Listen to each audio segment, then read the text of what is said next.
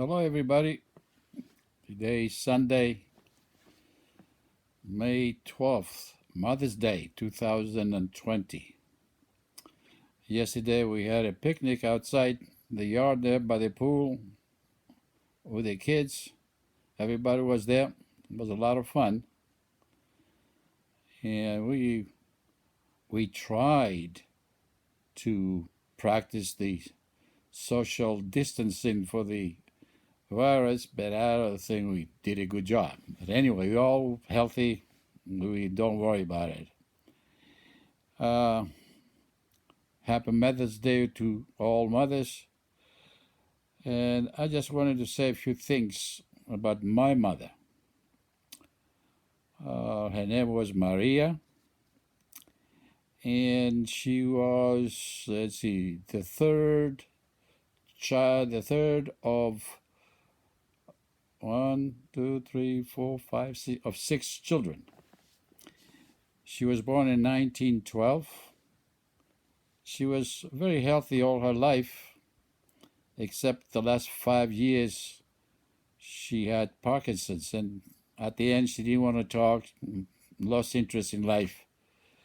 She died 93 and a half years old in 2005. Well, I just want to say a few things that every time I think of her, they come to my mind very quick. One of them was that we are what we are because she was wanting us to be that way. She pushed that, and that was for the education. She used to tell us, I don't want you guys to be like me and ignorant. She went up to the third grade in grammar school, and at that time there was no need for the girls, especially the girls, to go to school, because once they reached the age 10, they were considered ready to go to work out in the fields or go and learn a trade. So she felt very uncomfortable all her life that she didn't have any knowledge of anything. She would hear people talk and says, I didn't know what to do. I wanted an answer. Anyway, so she said, I don't want you guys to be like this. You have to go to school. There's no yes. There's no. There's nothing. You're going to do that. And she sent us to school. It was unusual at that time from the village for 3 children to go to gymnasium, to high school. But anyway, she succeeded, pushed us, and they all got at least a high school education. She was a type of the generation which says that you love your children, love them with your practice, not with the words. Don't tell them that you really, really love them. If they ask you, you say yes, but don't tell them, because if you tell them and they know that you love them, they don't have to do nothing. So you don't tell them that you love them, so they will always try to do things for you to love them. That was the mentality then. I don't remember her hugging us and kissing us and telling us that she loves us, but all her practice all the time was her love. I remember in the winters, which was very, very cold in Helsinki, the windows had no insulation. There was holes all over. When it was snowing, cold air and snow would get inside the house. So when they woke us in the morning, we had blankets all over us, and it was cold. She would take our clothes, the cold clothes, and put them in her bosom inside and keep them there for a while to warm them up. So we can have warm clothes to put on. It was something that every time I think of her, I'm thinking that practice. And that's expression of love and concern. No words, just practice. And she was like, she would get up at 5 o'clock in the morning, go get outside. We had no running water in the house.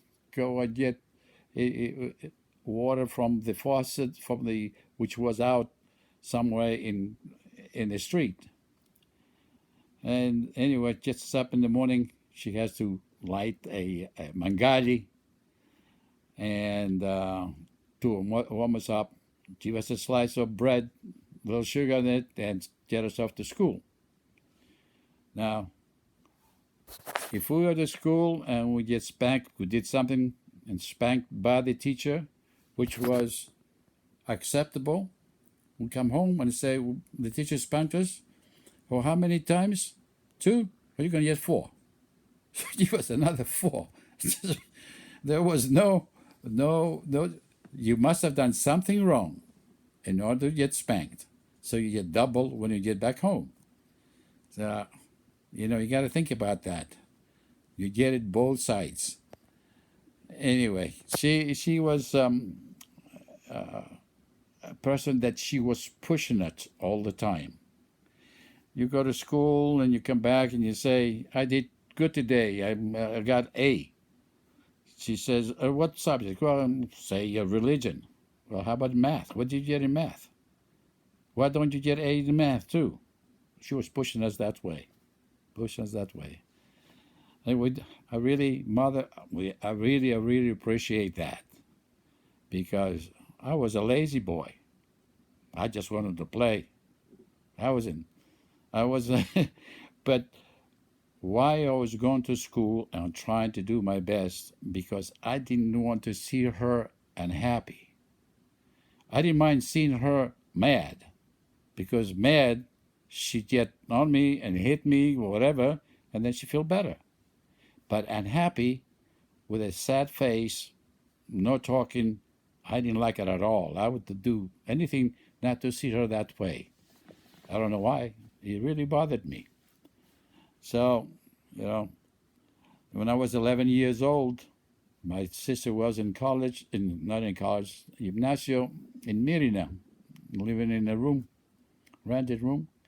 Every day, including Saturdays, she'll send us food that she prepared the night before.